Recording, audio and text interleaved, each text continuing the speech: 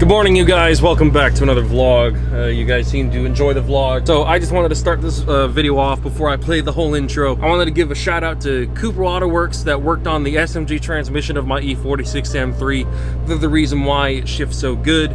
I wanted to thank Frank Smith at TTFS for the SMG tune, and for one of my subscribers for helping me figure out how to do the CSL software. E46 M3 owner up in Canada. Very, very cool. This car is coming together. I also want to thank Herschel Brewer for really working hard on getting my airbox finished. There was a lot of technical difficulties in getting that done. BMW not having any parts or schematics and us having to prototype replacement ones for ones that went missing because a paint shop misplaced them. It's like little rings basically that help hold things together, but you know, whatever. We figured it out. I just want to let you guys know who's helping with making the car possible, and that everyone involved is awesome. And we're going to be using RK tunes from when we put the exhaust system on, the American Racing headers, and the Rogue Section 1 straight pipe, and the Diablo exhaust. Anyways, I got some other stuff to talk about today. We're also going to try and do some E46 M3 stuff in this vlog, but I also want to focus on something I don't talk about that much, which is writing. Okay, I'm at my first stop. I got all my documents. I need to pee. I've drank more than a gallon of liquid, and it's been like 6 hours since I've last went to the bathroom, if not more, if you count me, you know, waking up in the morning. Technically, 2 a.m. All right, we got delivery. One of 3. 5 hours and 32 minutes of remaining drive time. All right, we got a few deliveries to do out here in Wichita. I'll talk to you guys a little bit later. I'm gonna do some quick editing, get a few more Tokyo Drift videos scheduled, and then we'll kind of focus on the main topic of today's video. So tonight I'm just gonna edit, and then tomorrow we'll dive into the writing thing.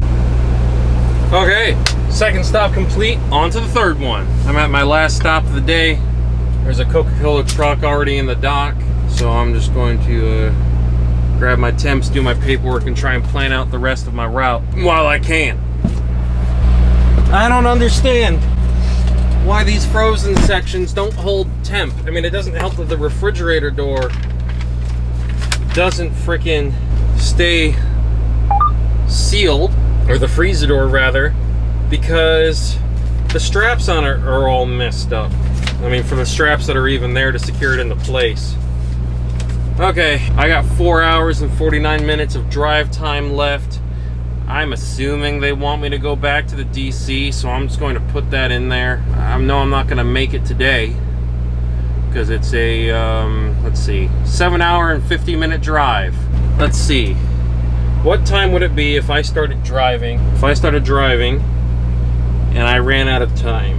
2:44 p.m. So where can I get to before 2:44 p.m. A Love's. I could get to a Love's. That is a 4.5 hour drive. Probably not going to work because I can't go 75 miles an hour on the roads I'd be going on. I really don't want to go to Kearney. There's a Casey's I could go to in Bethany. Might be the solution. And I can see, I think, the Coke driver getting into his truck, so I'm gonna do this last stop.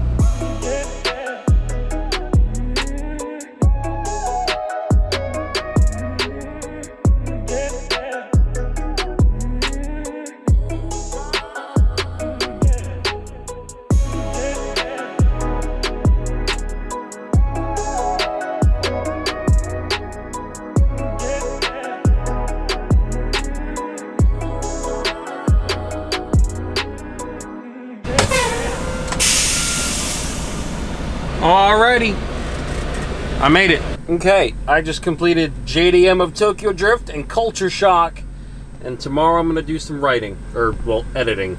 I'm zoomed in, I think. Hey peeps, I just drove for about 4 hours. I've got like 18 hours until I have to power up for work again, so I'm gonna take a quick power nap and then get to work on this editing. Alright. I'm gonna find my editing laptop. I don't know where it is. I'm gonna warm up some food and get to reading. Basically, I'm just doing a second pass of my book, and I'm just doing a couple minor edits, but I'm going to make sure to leave the real editing to someone who's actually qualified. And I can talk to you guys more about that. I'm gonna try and get close to being done. I've got a lot of time to do this. I'd like to get this done, if not almost done, though I tend to get distracted. Farming some free money on GTA. I'm not even halfway. The mark is there. Writing a book takes forever. Granted, I finished writing. I wanted to do a first pass through the book just to do some edits, but now it's like I'm really tempted to be lazy and send it to an editor and be like, "Yo, can we just do this?" I've got 93,000 words. It's not super long. I've been putting this off, and now that I'm back on it, I'm already getting impatient. I hate writing dialogue. Reading through my own stuff is really freaking awkward, and I am just like, I would like this to just get super cleaned up so I'm not freaking embarrassed to publish this. I'm mostly doing it just to see if there's any cool story details I want to add before I'm done with it. That's why I'm reading through it one time, at least one time, before I, you know, am done with it. Have you ever heard the tragedy of Darth Plagueis the Wise? Well, neither have I. I'm thinking what I'm gonna do. I know it's probably a good thing to do a read through of the book after you've written it. I think it's mostly just me being lazy. It's not that I'm getting tired of reading it. I just really want to get to the next step, and I just don't feel like I'm making the right progress or edits I'm going to do, and I think it might just be taking up unnecessary time. So I'm gonna start giving the book to other people. Fair warning to anyone that does end up reading it. It's there's a fair bit of violence, a lot of brutality, a couple references to current events, and yeah, it also might be slightly cringy. I'm not sure. I cringe at everything I do, though, so it's hard to say. And there's a lot of references to cars, because I can't help myself. I am so tired. We're almost there. We're almost home. Just got one stop left.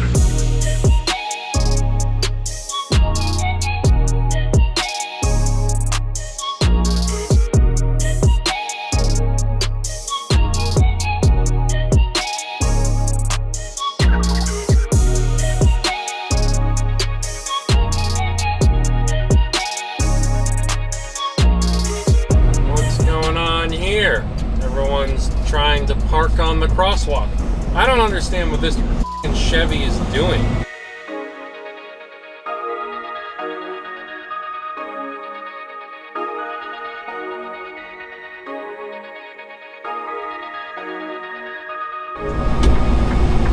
Oh, now we gotta make a left here.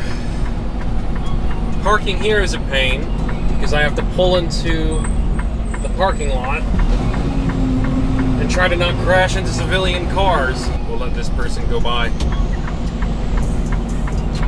Okay, here we go.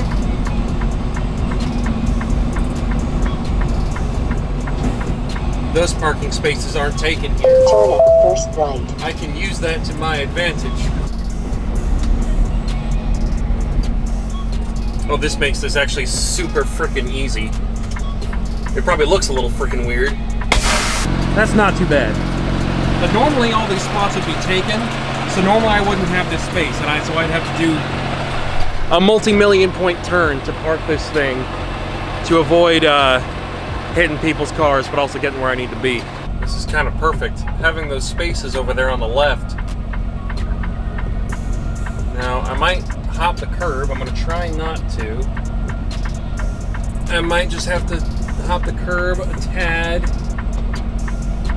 It's one of the more awkward backs that I have to do sometimes, mainly because of the parked cars I have to get super close to. Depending on how things are going, I could use that street sometimes. It really kind of depends on what's in the dock next to me, but I saw those open spaces and thought, that's perfect. A slight chance of thunderstorms in the morning. Then A slight chance of thunderstorms. Got a 2-hour and 10-minute drive, and I got just under 3 hours of drive time left. I'm gonna give Heather a bit of breathing room. I'll tell her I'll be. Doesn't everyone get to see me and my wacky? All right, so now I gotta pull out, something I'm not very good at. I do have a second kid on the way. Wait, no, that's not what we're talking about. Okay, We gotta pull forward. I can't go right out the way I came. So what I could have done earlier to back into there is I could have gone this way, but the angle was much more forgiving by dipping into those empty parking spaces. I'm gonna take this wide. I have to stop at the stop sign, otherwise my security camera takes a picture of me and says, "This person is a reckless driver. He ran a stop sign. Son of a bitch." Making sure I take turns wide. I don't want to drag any cars with me like that Bengal butt BMW. I don't even think it's called Bengal. Isn't it Bangle? Isn't it Chris Bangle who designed that? I feel kind of bad for him. I feel like he got a bit of a bad rap for all that. Oh, take this as wide as possible. That was a bit too wide. That's okay. There's no one dumb enough to be right behind me.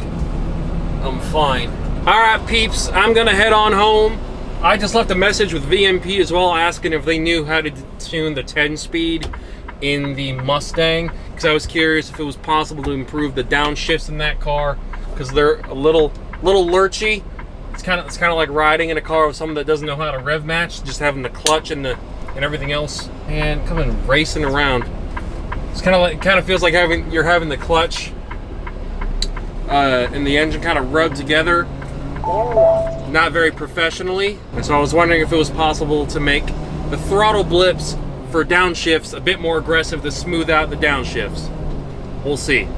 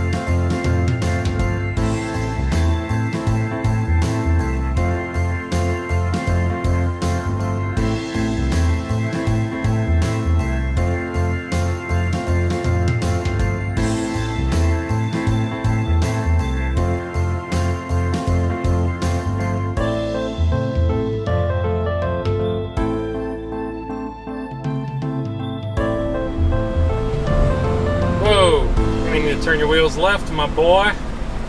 You're also aiming right at another truck. Unfortunately, those spots on the left are reserved, I'm pretty sure. Bro, you got 3 whole parking spaces there, or at the very least 2, and that white truck is far too close to the end of your trailer. My goodness. I'll let him do his thing. Hey Walmart, how's it going? I hate it when people park their bobtail tractors and they make it look like the spot's freaking empty. Okay, here's an easy one. I'm cheating a tad. Alright, we're going in reverse. Please, no one crash into my very obviously reversing large 50-foot trailer. We're all paying attention here, right, boys? I'm just gonna pull it forward.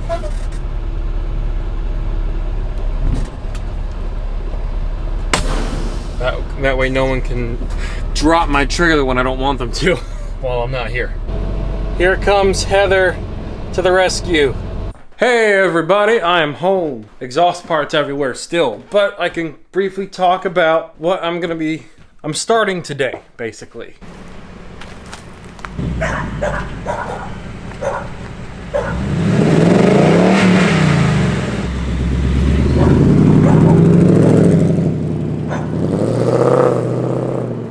My car doesn't have a V8, so that's what the Mustang's for. But speaking of the M3, let's show you around. So first up, we got this package from RK Tunes. I just consolidated everything here. There was a couple stickers, my daughter took one. An OBD2 cable, wiring, stuff for the air temp sensor. Basically, this is going to be a MAF-less tune for the GTR airbox or GT2 airbox, whatever you want to call it. It's basically a GTR part, it's a race car part. This is not a P60B40 part. So hopefully we should have everything we need now. The RK Tunes Alpha N tune, not the TTFS tune, actually comes with, let me get my phone for a light. Well, actually, it might not matter. It actually comes with the air temp sensor. And if we look in here, see this thing here? That's the reservoir for the SMG hydraulic fluid. We'll have to move this dipstick and guide tube. The airbox is obviously changing. We could change this valve cover, this motor cover here. Could be kind of fun. Have the whole engine bay just be filled with carbon fiber. It would look pretty sick. We're probably gonna get a little bit more horsepower. We'll have flames. We'll have the exhaust. What we're probably gonna do first, unless if the airbox arrives sometime soon, we'll put the exhaust system on first and do the tune, because we can run the tune without the airbox. And when the airbox arrives, we'll put the airbox in. And we might even put that anon head unit in so that I can listen to my music and have Apple CarPlay. And then all three of our cars will have Apple CarPlay, because the Highlander does and the Mustang does. This is my dog. The dog was playing in the hose. So that's kind of what we're doing with the M3. Saw you rolling around in the dirt, you crazy dog. We got some good chalk art here. Wet dog. Hi. But also, like, what the hell's going on with everybody buying E46 M3s lately? Black Panther's building an M3 GTR. There's tons of M3 GTR replicas out there now. I think Tavares or someone other got a really bad condition E46 M3. Spencer Burke got an E46 M3. I am slow, you guys. Like, I got this car a couple years ago and it still is basically stock. Whereas everyone else is like, hey, we just got this car, we're starting this project, and we're already putting the body kit on. I'm like, ah, why am I so slow? Why do I not have money? To be fair, we probably would have been further along in the project had I not fixed the SMG transmission. But then that would have been driving me nuts too. So I guess do that once. Probably won't have to do that ever again, because if I ever have transmission issues with this car and I still have the S54 in it when those issues arise, I'll probably just put a dual clutch in it, and you know, that'll solve everything. It'll be expensive, but because I don't want it to be a 6-speed manual. I'm not entirely sure why. I just don't. I want it to be as fast as possible. I want it to do as good as it possibly can on a track. So taking me out of the equation when it comes to consistency and shifting, I'm okay with that. But that does mean I still need to get a 6-speed manual car at some point. I just don't know what. We will see.